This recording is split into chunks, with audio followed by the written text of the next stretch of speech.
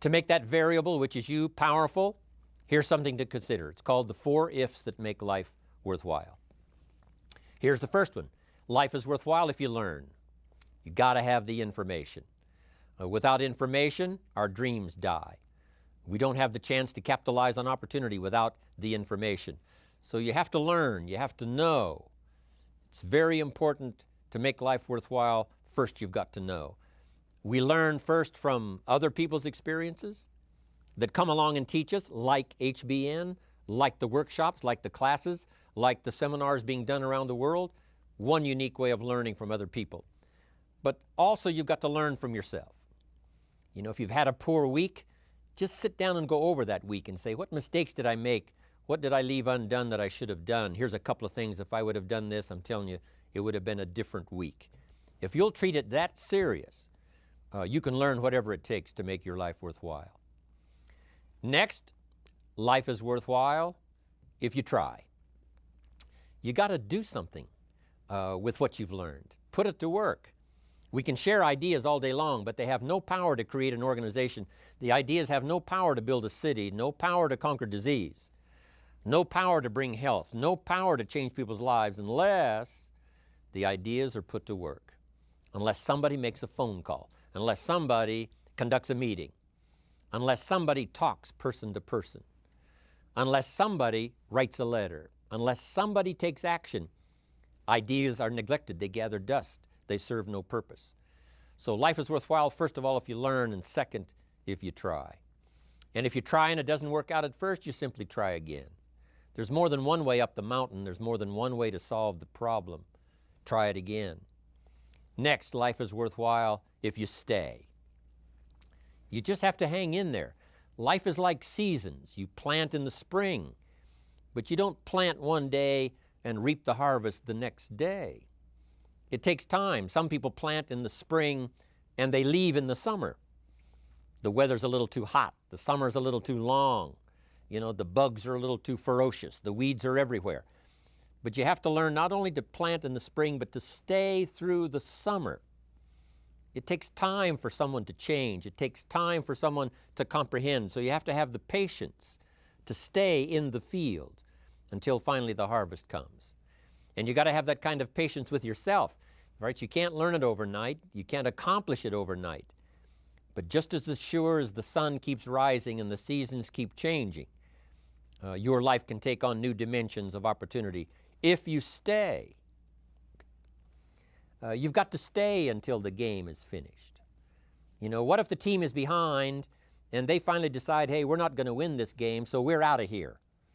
And they leave the field or they leave the court. See, we would run them out of town. If you've signed up to play the game, at least stay until that game is over. You don't have to play another game, but if you're signed up for this one, stay until it's finished. So, learn to stay. Learn to hang in there. Through the dark times, through the tough times, learning how to stay. That's part of being a leader. That's part of you being the variable. While others leave, you stay. While others have such a short list, they say there's not that many reasons to stay, they leave, you stay. For those who give up at the least little sign of difficulty, but you stay. That's what will make the difference in your income versus everyone else's. Your ability to stay and see it through. Stay until your organization catches momentum. Stay until you've mastered the skill of doing the meetings, doing the training. Stay long enough until you're good at sharing opportunities, sharing story, sharing testimonials, helping other people change their lives. Just hang in there. Your harvest will surely come. So life is worthwhile if you learn. It's worthwhile if you try. It's worthwhile if you stay. Here's the last one. Life is worthwhile if you share. You got to pass along what you know. Don't keep bottled up the good ideas that have come your way. My job is to get these notes into your notebook. Then it's your job to get those notes into someone else's notebook. Pass along the ideas. It'll help the country. It'll help the community. It'll help our industry. It'll help distributors all around the world. It'll help the distributors you're next to and those so far away you cannot see if you will share. Unique thing about sharing. If you share, you create room for more to replace what you've shared. Uh, if a glass is full, if this cup is full, can you put any more in it? And the answer is yes, if you pour some out. So if you pour some out, now you've got room to expect some more. So if you share what you've got, that attitude of sharing, that attitude of passing it along, there's plenty more where it came from for you to share.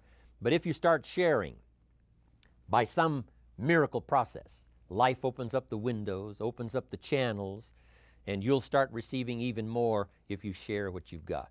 That's why I'm here, for a self-interest reason, because if I share, sure enough, more ideas will flow.